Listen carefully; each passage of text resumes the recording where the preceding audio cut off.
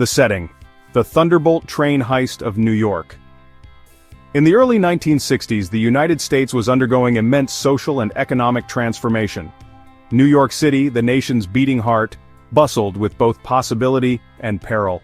Skyscrapers stretched ever higher, the subways rattled day and night, and new money mingled with old secrets on every block. But beneath the city's ceaseless ambition, a shadow economy thrived. One of organized crime, covert deals, and wild schemes fueled by the desperation and dreams of those who felt left behind by progress. Railroads were the arteries of America in this era, carrying precious commodities, gold bullion, payrolls for major corporations, sacks of cash for the Federal Reserve, across states at blistering speed. Trains were marvels of engineering, but ironically, they were also magnets for criminals seeking big scores. Security measures had advanced only so far, and as fortune would have it, every system is vulnerable to those cunning enough to find the chinks in its armor. The stage for the audacious Thunderbolt train heist was set on one of the busiest lines connecting New York to the financial hubs of the eastern seaboard. This particular route was known not only for its dense timetable, but also for the jaw-dropping sums transported under the careful eye of federal marshals. The operation was top secret. Only a handful of railroad officials and law enforcement officers knew which train carried the lion's share of weekly currency transfers. Despite the secrecy, whispers found their way through dimly lit bars, smoky backrooms, and the labyrinthine ties between organized crime families. The year was 1961, at a time when the city's underworld was in flux. Prohibition gangsters had faded into legend, replaced by more sophisticated criminals who combined charm, brutality, and business savvy. Bruce O'Brien, a charismatic antiques dealer with a checkered past and connections from Wall Street to Harlem, began to quietly assemble a new kind of crew. He recruited not only streetwise toughs but men of specialized skills, a barber who doubled as a master disguise artist, a former heavyweight boxer with nerves of steel, and a trusted accountant who could hide $1 million like pocket change. This wasn't just a crime for quick profit, it was a statement.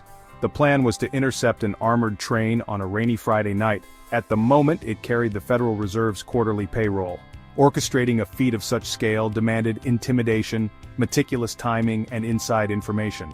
Payoffs flowed to the right hands: the signalmen, the switch operators, even a washed-up jazz pianist who played at just the right hotel lounge to overhear police chatter. Preparation for the heist took months. O'Brien's crew studied train schedules, rehearsed their roles in rented warehouses, and built replicas of the train's security systems. Each member was sworn to secrecy. Even their wives and girlfriends were kept in the dark. The week before the job, the crew fanned out, donned in everyday attire, staking out the railroad yard and mapping every possible scenario, from a silent infiltration to a full-blown firefight with the authorities. Yet New York, restless and unpredictable, had its own role to play in the events. The heist was timed to the rhythm of the city's storms and the waxing and waning patrols of weary beat cops. When the night of the Thunderbolt train heist finally arrived, the city seemed to hold its breath. The rain battered steel tracks, red lights glimmered on rain-soaked streets, and a sense of peril crackled just beneath the surface. An electric backdrop for what would become one of the most infamous robberies in American history. The mastermind crew and key members. At the heart of the Thunderbolt train heist was a core group of remarkable personalities, each with a distinct background, skill set, and reason for stepping into America's shadowy underworld. This inner circle not only planned the operation but also served as its nerve center, balancing ambition, loyalty, and desperation. They were more than criminals. To some, they became anti-heroes whose names lingered in whispers long after their mugshots faded from front-page news. The ringleader was Bruce O'Brien, a 31-year-old antiques dealer who spent his days trading rare relics in Manhattan and his nights cultivating relationships that reached from the Lower East Side to the marble-floored lobbies of Wall Street. On the surface, Bruce was articulate, charming, and disarmingly genteel. Underneath, though, he nursed a bitter resentment at being cast aside by high society after a failed business venture left him ruined. Bruce saw the heist as not just a payday, but as his ticket back into a world that had mocked his previous ambitions. His eye for value, whether gold coins or knowing who could be bribed, made him the natural architect of the Thunderbolt scheme. Bruce held his crew together by a mix of inspiration and intimidation. He was the last guy you would want to disappoint, but the first you'd call for a lifeline when things spiraled out of control. Second in command was Darryl Goodwin, age 33. who owned a tiny barbershop on Brooklyn's Flatbush Avenue. Daryl's talents went far beyond hair and razors. He was a genuine master of disguise, an amateur stage actor, and a local legend for impersonating city officials during the war.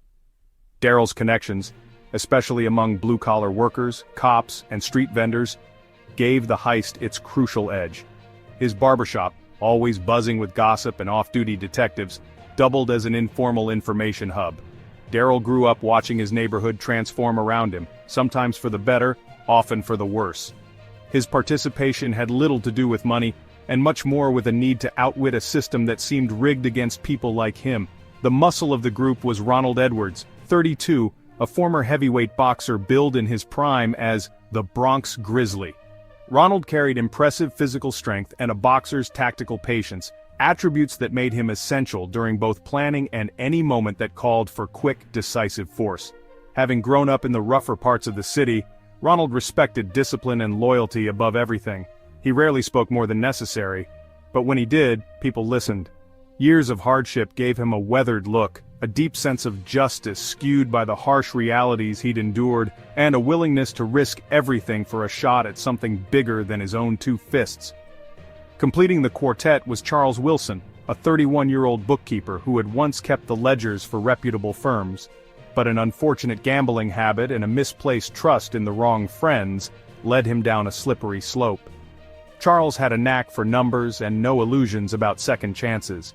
He maintained the crew's financial records, laundered money through small businesses, and tracked every hush payment to facilitators. For Charles, the heist was a last-ditch attempt to break free of debt and regain some dignity before his time ran out. Reserved and serious, he was the backbone for the operation's logistics, making sure every bribe, fee, and supply purchase was meticulously mapped out. Other hand-picked members rounded out the crew, expert safecrackers who moonlighted as jazz musicians, a train engineer sympathetic to the cause, and a driver with a lifetime of evading police. Loyalty was non-negotiable. Bruce's long-standing connections allowed him to screen out anyone with even a whiff of betrayal or incompetence. Their planning sessions played out in smoky back rooms or during early morning walks in the city's quieter boroughs, with each man sworn to secrecy on pain of exile or worse. Though backgrounds varied, all shared a common thread: a sharp intelligence, an outsider's hunger, and dissatisfaction with their lot in life. Together, they formed an alliance too volatile to last but unforgettable while it burned. Every one of them, in their own flawed way, chased a glimmer of the American dream the only way they knew how, by taking destiny into their own hands. Damn the consequences. 1. Wilson's mood when receiving a prison sentence. Wilson's reaction upon receiving his prison sentence was far more complex than simple fear or disappointment. It was a monumental collapse of everything he once believed could be restored. Born in Ohio during the Great Depression, Wilson had spent years climbing his way up from poverty, ultimately finding not only financial expertise but a sense of self-worth he clung to desperately. When the verdict thundered through the grand halls of the Manhattan Federal Courthouse, 30 years, no parole, time seemed to slow, each sound echoing in his ribcage.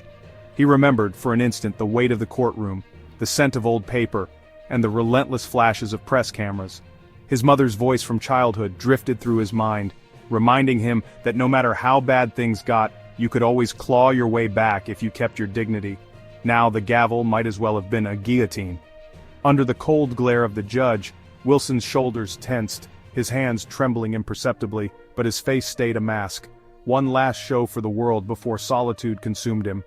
In those moments following the sentence, a gust of bitterness rose within him. The American justice system, so black and white, left no room for shades of gray. Was his crime unforgivable, he wondered? Did the years he spent supporting his family, his bursts of charity, his sacrifices, even as a criminal, count for nothing? Guilt gnawed at his insides, merging into a resentful frustration at the judge, the prosecutors, the jurors, and quietly, his own worst impulses. 30 years means you're supposed to die in there, whispered a guard, not unkindly, as Wilson was led away in shackles. The words echoed in his mind long after, haunting the endless nights to come. The days that followed saw him swing between numb resignation and desperate hope. He replayed the trial over and over in his mind. Could he have acted differently? Did loyalty to the crew seal his fate?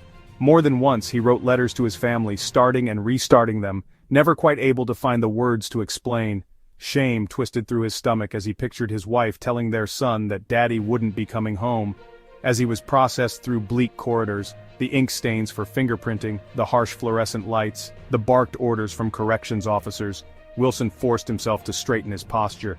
"You weren't built for defeat," he gritted to himself.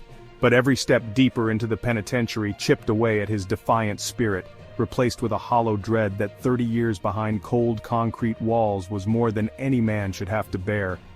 Loneliness set in fast, especially after the initial days of shock wore off. The noise of the cell block, the routines, the codes of survival, all reminders that the world outside was now fully lost to him.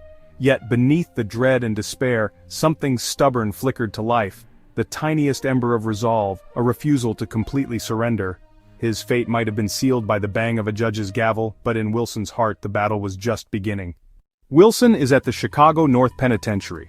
Upon his arrival at Chicago North Penitentiary, Wilson was confronted with a stark new reality that bore little resemblance to even his worst expectations.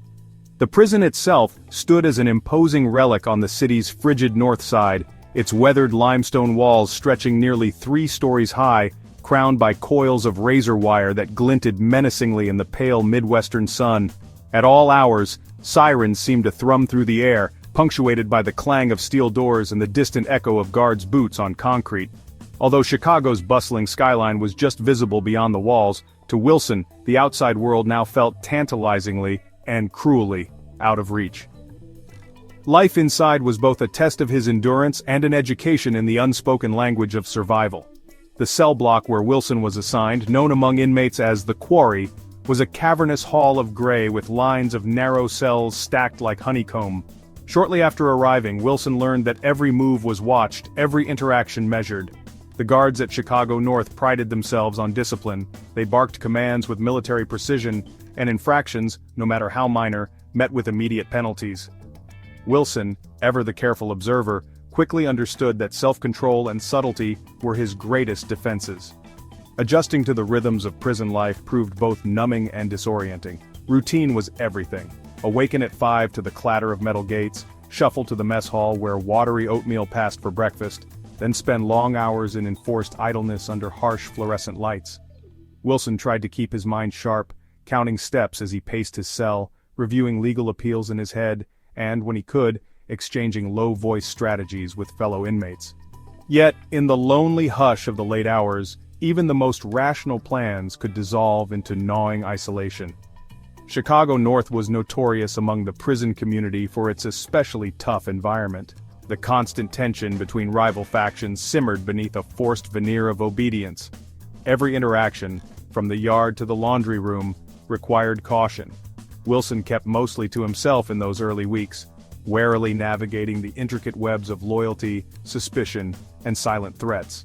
It did not escape his notice that, as a participant in such a publicized crime, he attracted both curiosity and envy. More than once he caught inmates glancing his way with a mixture of respect and wariness, a man marked by infamy, not just felony. Despite the bleakness, Wilson refused to let despair define him. He spent hours reading tattered library books, manuals, novels, philosophical essays, and took every opportunity to learn from the men around him. Some had been inside for decades and knew the psychology of guards and prisoners alike. Others, fresh arrivals, brought tales of the outside world that somehow, paradoxically, fueled hope as much as they sharpened longing. Wilson scribbled notes for an eventual appeal and mapped the contours of the prison in his mind, quietly assembling pieces of information that might one day prove vital. Evenings were the hardest. As the city lights flickered distantly through the reinforced glass, Wilson would steel himself with fragments of memory and resolve, knowing that every day survived was one brick closer to the possibility of freedom. The plan for a prison break began to take shape. The seed of escape, at first barely a whisper in the back of Wilson's mind, slowly developed into a burning ember as the days dragged on. No matter how crushing the monotony or how suffocating the cold gray walls of Chicago North Penitentiary, he refused to let go of the conviction that his fate belonged to no one but himself. Wilson knew that all prisons, no matter how secure, were built by flawed hands, and that in every system, someone was always watching, scheming, or willing to trade secrets for the right price. He devoted himself to quiet observation. Long hours in the yard became opportunities to map the routines of guards: who was diligent, who was distracted, who slipped away early for a smoke or a whispered phone call behind the tool shed. Wilson memorized the daily shift changes, noted every malfunctioning camera, and cataloged minor breaches: faulty gates, inattentive staff, restless new arrivals. Bit by bit, he pieced together a mental blueprint of the institution, storing details not only for his own use, but as currency for winning trust and gaining small favors among fellow inmates. Wilson's behavior shifted just enough to fly under the radar.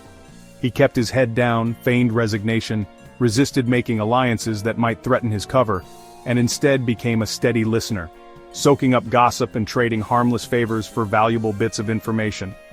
Many prisoners talked of escape as an idle fantasy to pass the time, but Wilson's questions were never careless. He asked about ventilation shafts, deliveries, rumors of workers who might be bribed, and the location of old utility maps that could hint at long-forgotten infrastructure beneath the prison's foundations. Some nights, when the cell block fell silent except for the hum of distant generators, Wilson would sit on the edge of his narrow cot and sort through every detail he'd collected. He imagined the inside of walls, the echo of footsteps in empty corridors, the choked airflow in ducts leading to storage wings or maintenance tunnels. The act of planning, tedious, dangerous, and yet exhilarating, became his antidote to despair. Each new scrap of insight offered a glimmer of possibility, a thread that might unwind the blanket of hopelessness pressing in on his spirit. Early on, Wilson realized he couldn't do it alone. A successful escape depended on timing, luck, but above all the careful choreography of collaboration. Approaching potential co-conspirators demanded supreme caution. One careless word could mean a swift transfer to solitary or worse. He watched, waited, and vetted the most capable inmates quietly.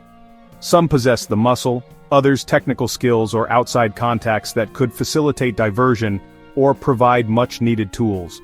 For weeks he tested the waters, gauging who hungered for freedom and who might sell him out at the first sign of trouble. Wilson also wrote coded letters under the guise of routine correspondence, soliciting help from scant contacts on the outside, all of it laced with plausible deniability. He was determined that every move, every overture, would be disguised as mundane. To the guards, he was just another prisoner counting the days. To himself, Wilson became a patient tactician, slowly stacking the chess pieces that, when the opportunity arose, he would move with calculated, desperate precision. The more Wilson planned, the sharper his senses became. He trained himself to take notice of every unguarded moment, the fleeting lull at change of shift, the way laundry carts rolled a little too close to the exit gate, or how a single sympathetic maintenance worker paused for an unscheduled break near the drainage tunnels. No clue was too small. Fears of failure and recrimination haunted his thoughts, but he marshaled them as fuel.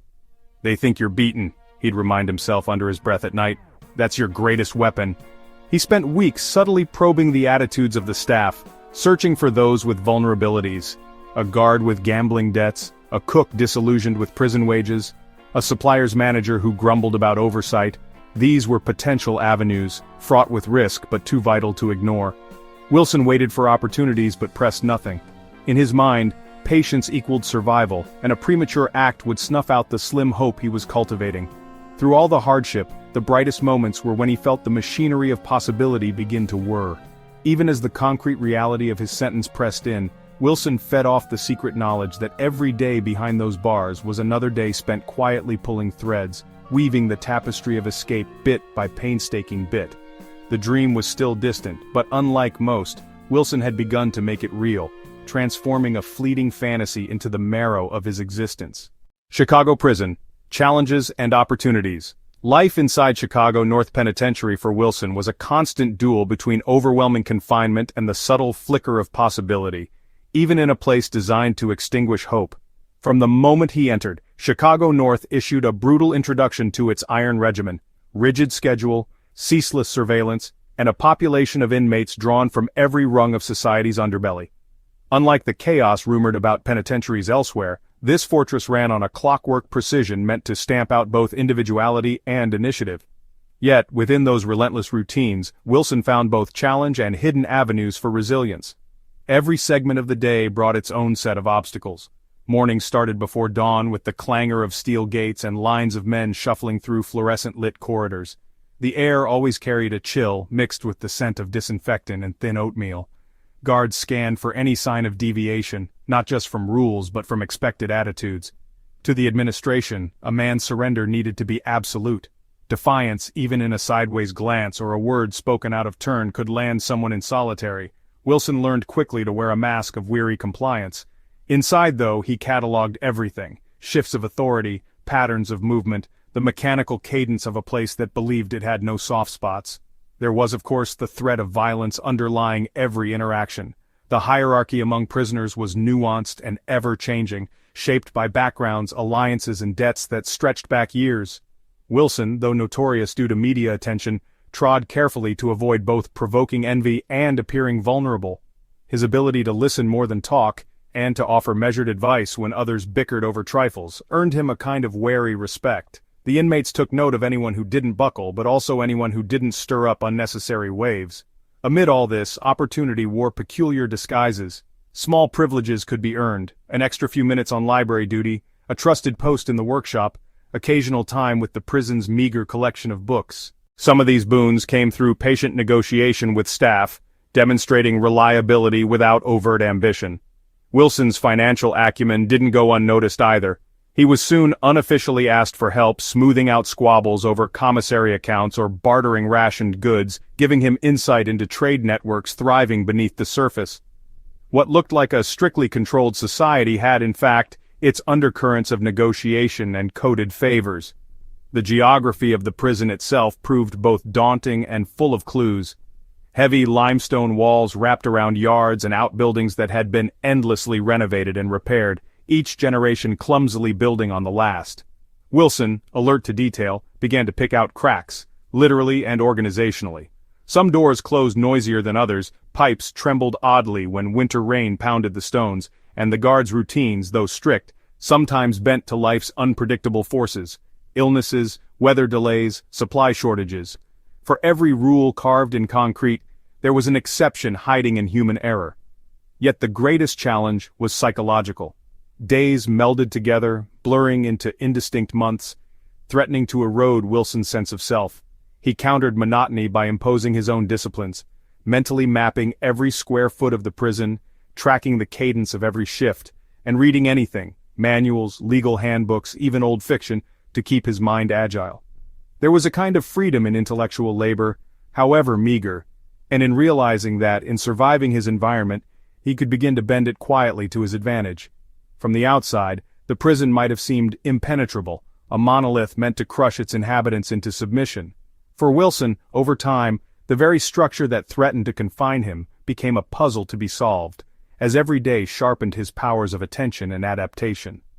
The greater the challenge, the more stubbornly he clung to the notion that even in a world built around denial, opportunity could sprout in the least expected places, if only he was patient, clever, and ready to pounce when a crack appeared. Major U.S. police manhunt.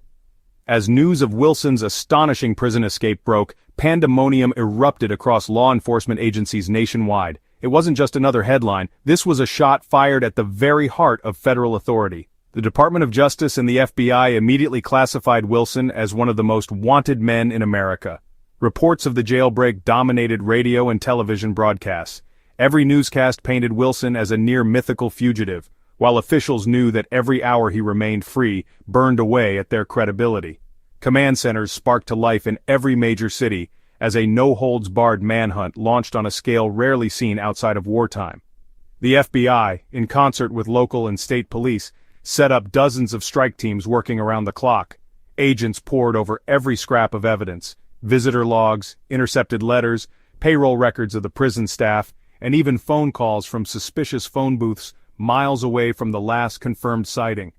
There were moments when it felt like the manhunt itself had become a living, breathing organism, tireless, omnipresent, and at times, almost sentient in its hunger for closure.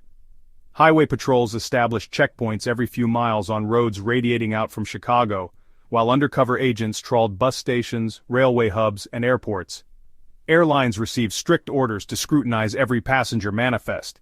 Meanwhile, armed officers scoured motels, diners, and safe houses notorious for sheltering criminals on the run.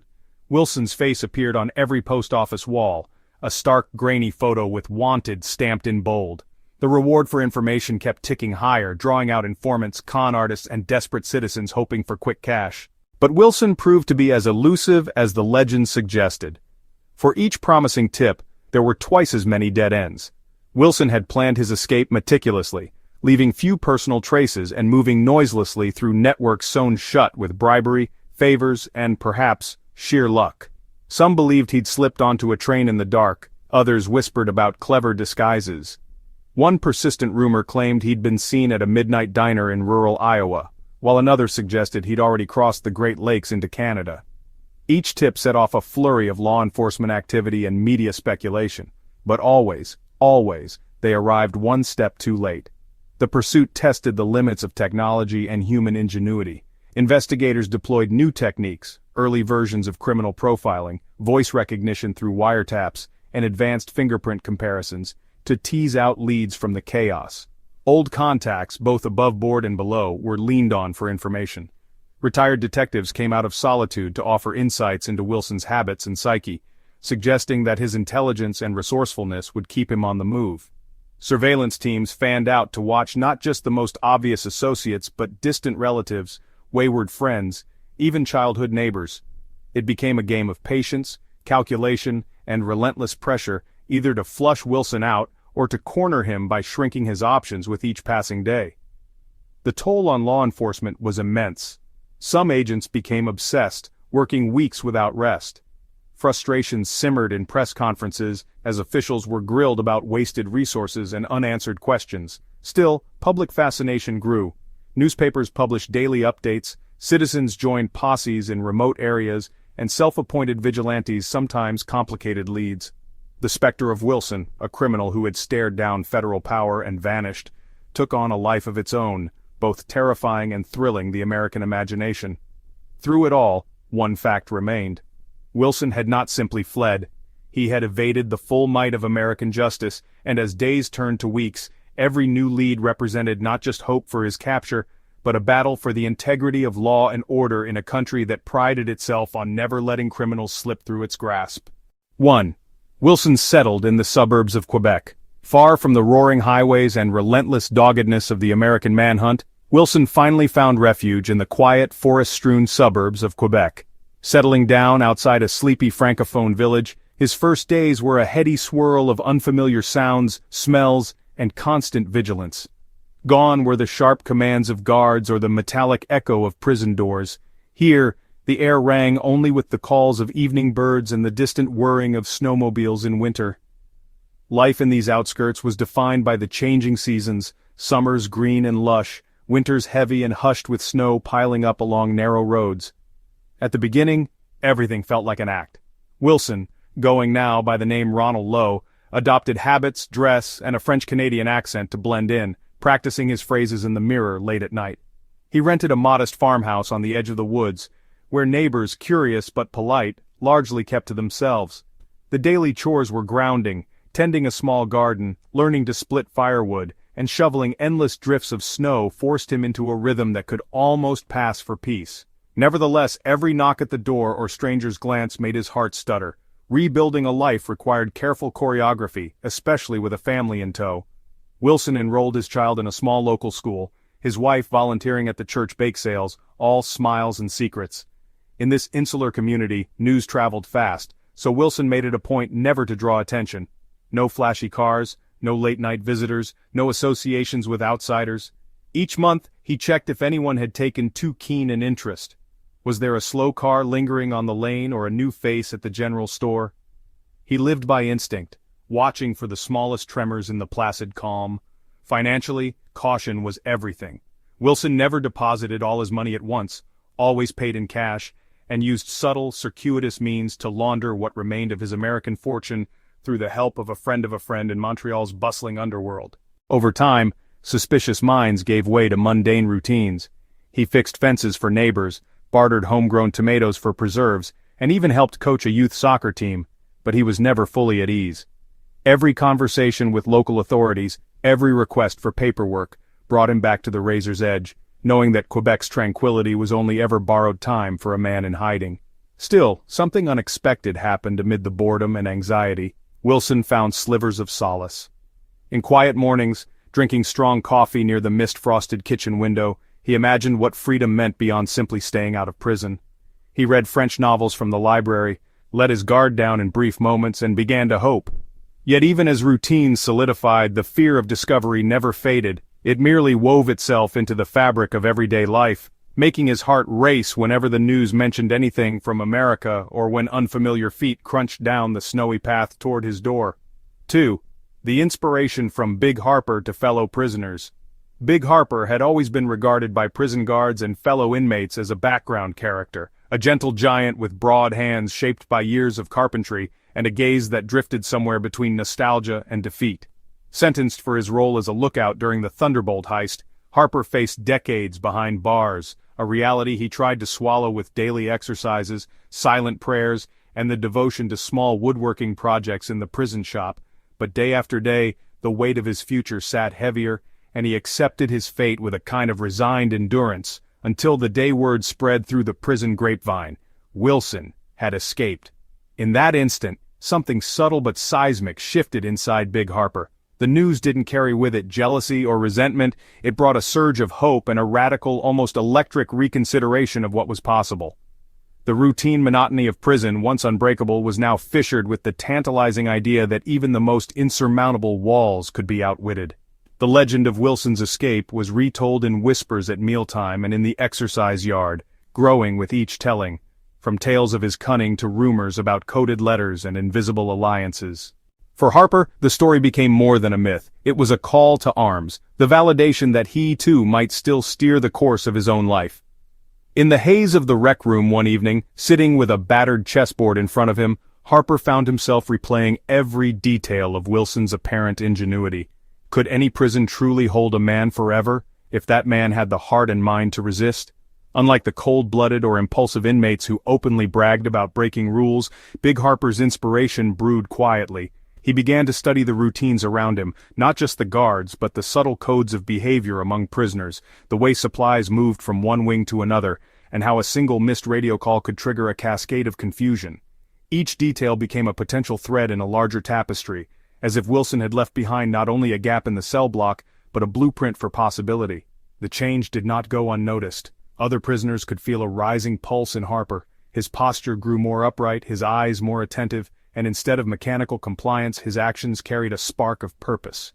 He started quietly connecting with inmates who had skills or knowledge he lacked, an expert on locks who doubled as the library cart pusher, a wiry ex-electrician with a penchant for chess, and a man who claimed to have once fixed the old heating vents that snaked beneath Alcatraz's stone floors. Though not a natural conspirator, Harper's background as a craftsman and his steadfast, unthreatening presence made others trust him with information and minor favors.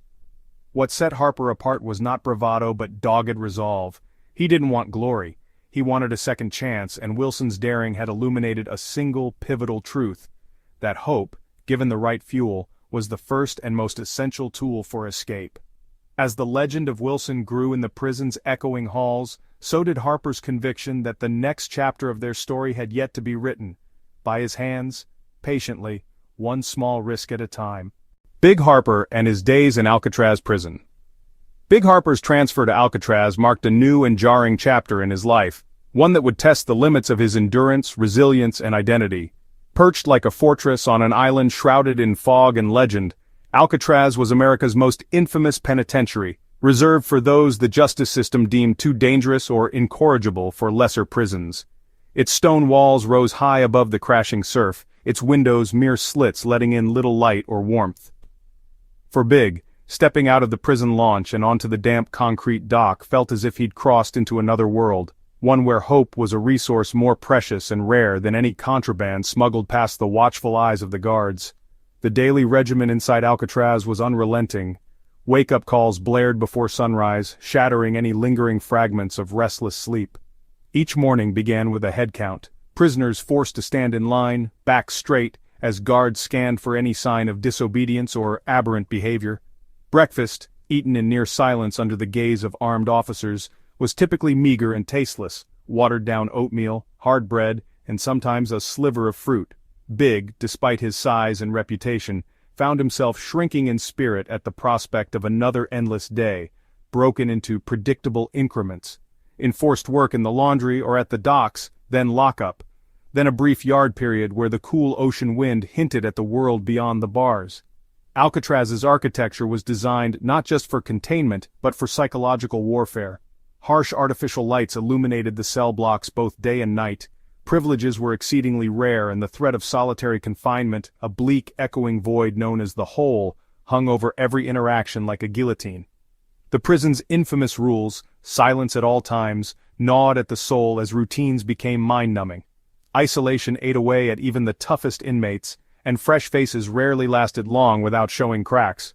For Big, though, stubbornness was a form of resistance. He discovered solace in carving tiny wooden pieces in the workshop, seeking out slivers of meaning amid the monotony. Despite the omnipresence of guards and the silence policy, Alcatraz was a hive of whispered activity. Prisoners invented coded signals, taps through pipes, folded notes slipped through food slots, meaningful glances exchanged during work detail. Big, whose reputation as a gentle but sturdy soul preceded him, was approached for favors, carrying messages, crafting discreet wooden tools, mediating petty disputes. Rather than shrink from this web of covert relationships, he assumed the role of a quiet anchor, listening far more than speaking, observing every detail of the prison's routines, and growing painfully aware of the institution's rhythms. The subtle ways guards traded shifts, the rare lapse in discipline, the unique paths that sunlight traced along the cracked floors. Yet, beneath the routines and surface camaraderie, Big Harper felt the gnaw of loneliness sharper at Alcatraz than anywhere before. The stark beauty of the bay's restless tides served as daily torment, a reminder of the freedom just out of reach. Some nights the distant foghorn would cut through the mist, and Big would find his thoughts drifting to memories of open skies and family laughter, an ache that both motivated and wounded him. The guards understood this. Their discipline was designed less to punish physically than to erode the spirit. Even so, Big refused to let Alcatraz claim his individuality. He set himself tiny daily goals, memorizing guard patterns, timing cell door routines, noticing the flicker in a light that revealed a poorly wired circuit. Slowly, he built a mental map of the blocks, noting which corners the wind whistled through, which pipes shuddered when the boilers fired up, and which of his fellow inmates harbored secret skills or held important grievances. This discipline didn't only keep his mind from unraveling, it quietly earned him respect from lifers and new arrivals alike. Harsh conditions also forced Big into unforeseen alliances. He befriended an older inmate who once worked on the original construction crew, gleaning tales of misplaced bricks or maintenance corridors bricked over in haste. There was an unspoken kinship among those who yearned for more than survival, who, even in the worst of Alcatraz's shadow, hungered for significance and perhaps even redemption. Whenever Big returned to his cell from the workshop, he'd run his calloused fingers over the bars, absorbing both the coldness of captivity and the determination gathering in his gut. Ultimately, Alcatraz did more than constrain Big Harper's body, it tested the farthest boundaries of his resolve. Every day became a battle between acceptance and resistance, between surrendering to the fate handed down by a judge or quietly plotting for a glimmer of freedom. The lessons Alcatraz taught him, about patience, observation, and the unnoticed strength of the human heart, would shape every decision he made from then on, forging him into a man who would not simply endure his punishment, but every single day, quietly imagine and prepare for the impossible. Big launches a prison escape campaign with his fellow inmates. Big Harper's decision to spearhead an escape campaign was not a moment of reckless bravado, but the product of months of observation, planning, and a newfound sense of purpose that had steadily grown ever since rumors of Wilson's legendary breakout began to ripple through Alcatraz. Each day in the cold, echoing halls sharpened his mind, steeling him against hopelessness, and he quietly started assembling a small but formidable group of like-minded inmates whose skills and resolve he had painstakingly vetted. Harper's team formation began with the unassuming but sharp-eyed P. Simon, who, as a seasoned mechanic, was able to decipher the hidden flaws in maintenance schedules and security routines. Eric Flowers, wiry and perpetually agitated, contributed a genius for improvisation, whether it was crafting decoys or altering makeshift tools from scraps purloined during work detail. Together, under Big's calm direction, each member of the circle understood that any failure in discipline or secrecy could result in disaster for all, and so their meetings became ceremonies of absolute trust, sealed with whispered oaths and silent nods over chessboards and workshop benches. Every move in the campaign was calculated.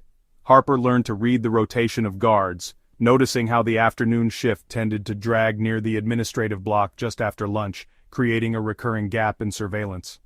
He and Simon tested the plumbing and vent systems under the guise of maintenance chores, mapping the labyrinthine crawl spaces and identifying entry points suitable for small bodies or hidden supplies. Eric deftly forged work permits and access tokens, using information smuggled from a sympathetic clerk, making certain the group would have written cause to appear in the right places at exactly the right times. Money, though scarce, was managed by trading expertly crafted wooden objects with guards or other prisoners for small privileges or stolen items. Everything from bars of soap to snippets of wire became currency. Harper's reputation for fairness and calm headed off many disputes before they could draw unwanted attention, keeping the group tightly knit and above suspicion. Outside help became a vital element in the master plan. Knowing that even the most ingenious escape would falter without support, Harper trusted P. Simon, whose parole date was rapidly approaching, to serve as their link to freedom. Simon began sowing seeds immediately after his release, using a portion of the hidden heist money to buy a beat-up delivery truck, secure forged identification papers, and contract a local smuggler famed for his discretion. He spent countless hours staking out the island from Fisherman's Wharf, scrutinizing patrol patterns and ferry traffic, while also arranging for custom-made rope ladders and stashing maintenance uniforms in a rented garage just out of sight from the regular police. Back inside, Harper's group rehearsed the entire operation in miniature, memorizing timings and signals. Each man had his role.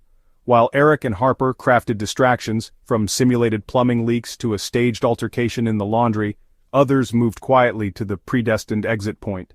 The reverse engineering of cell door locks and outer yard floodlights called for technical finesse and extraordinary patience, tasks only undertaken late at night when the prison seemed to sleep and the sea outside battered the rocks below. Communication across the notorious silence of Alcatraz demanded subtlety. Chess moves and whistled tunes became coded signals. Even casual conversations about baseball games or evening fog patterns were layered with hidden instructions. Harper, keenly aware of the ever-present risk of betrayal, kept a separate watch on his own men, scanning for signs of fear or wavering resolve, ready to pivot or abort everything rather than risk the full wrath of the warden. The final stage of preparation spanned weeks. With Simon's outside logistics nearly complete, the group cached food, gathered makeshift disguises, and timed their nerves to perfection. There was a palpable electricity around Harper's cell in the days leading up to the attempt, equal parts dread and exhilaration. But through it all, Big Harper never faltered. Every night, as the wind howled against the stone walls, he cataloged their progress, refining, recalibrating, and reminding his team that this was more than a bid for freedom.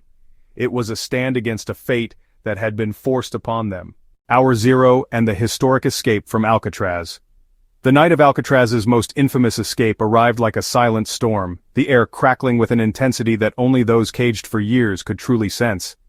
Inside the walls, most guards and inmates alike believed it was just another routine evening. Yet to Big Harper and his carefully assembled crew, it was G-Hour, a night meticulously chosen after months of grueling preparation and near-paranoid caution. The momentum was set in motion well before sunset.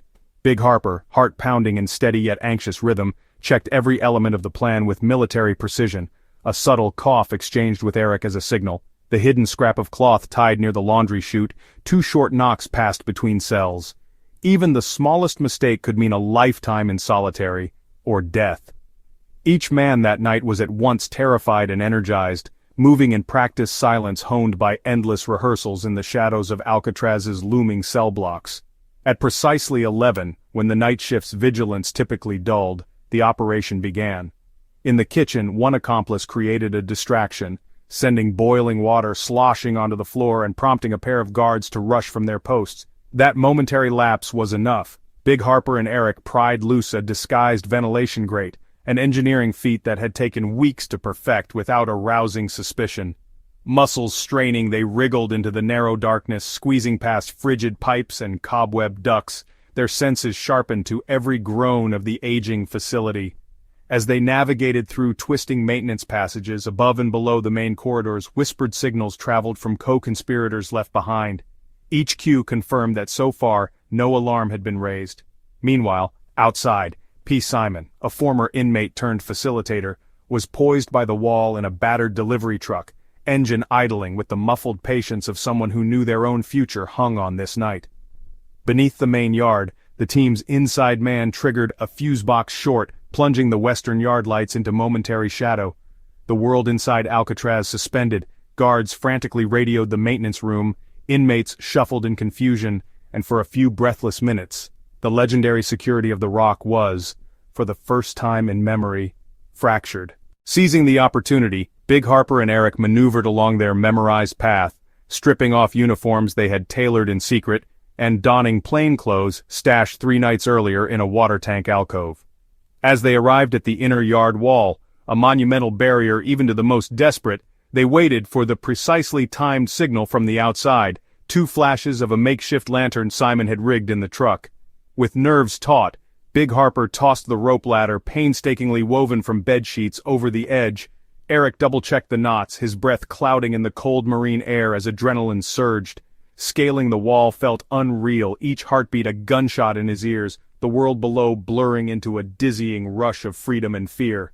At the summit, the duo pressed flat as patrols moved by just feet below, the dark uniforms oblivious to the silhouettes darting on the ledge. Then, committed past the point of return, they swung themselves over, dropping into the narrow band of overgrown grass that skirted the outer service road.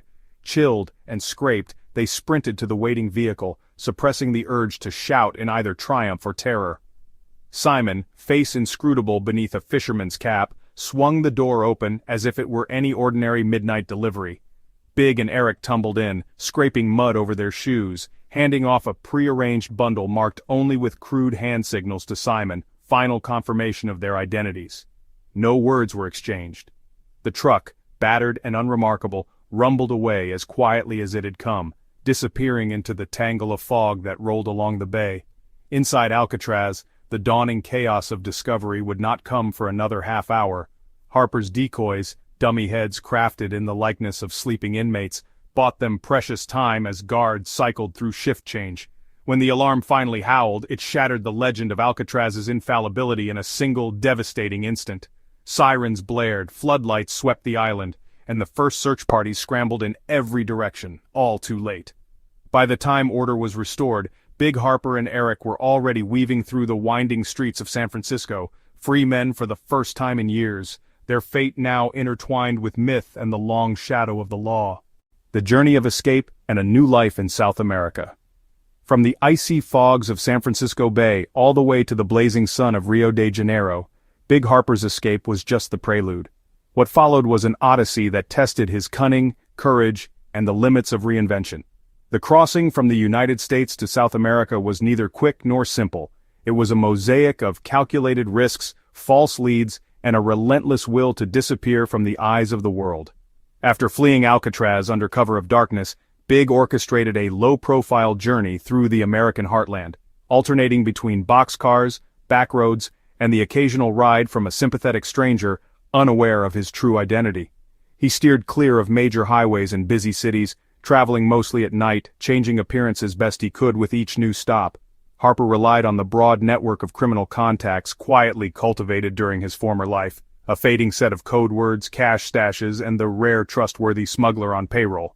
Crossing the border into Mexico brought new hazards. He traded the looming threat of recapture for the volatility of frontiers rife with their own shadows, bandits, crooked officials, and the desperate poor. Bribes became routine, as did the forged documents he learned to carry in hidden pockets. His Spanish, once academic, was honed in roadside cantinas and dusty markets, always delivered with the reticence of someone who'd been on the run too long. He made sure to keep moving, never lingering more than a night or two in the same place, lest a pattern emerged that could link him back to the headlines about America's most wanted escapee. After months of wary navigation, Panama emerged as a crucial crossroads. The bustling, chaotic life around the canal offered both refuge and distraction. Here, Harper could blend into a crowd thick with sailors, tourists, and fellow outcasts from a dozen lands. It was in Panama City that he forged the connections necessary to negotiate safe passage to Brazil, beyond the reach of U.S. extradition, a land with a vibrant criminal undercurrent and a taste for reinvention. The final crossing was a tense journey by merchant ship under a false name, each port of call breathing new life, and risk, into Harper's legend. Settling in Brazil, Harper redefined himself with meticulous care. At first, he kept to the margins of Rio's favelas and bustling expat enclaves, operating small mercantile schemes under borrowed identities. The city's famed anonymity, fueled by waves of immigrants and hustlers, allowed him to shed the skin of a fugitive and become simply another foreigner chasing fortune. Eventually, Harper invested in a bar near the docks, a perfect front for laundering what savings he'd managed to ferry from the north. The bar, modest yet lively, became a home to a rotating cast of sailors, laborers, and the curious who occasionally recognized an echo of an infamy long whispered along the Atlantic coast. Over time, Harper's reputation as the enigmatic Americano grew.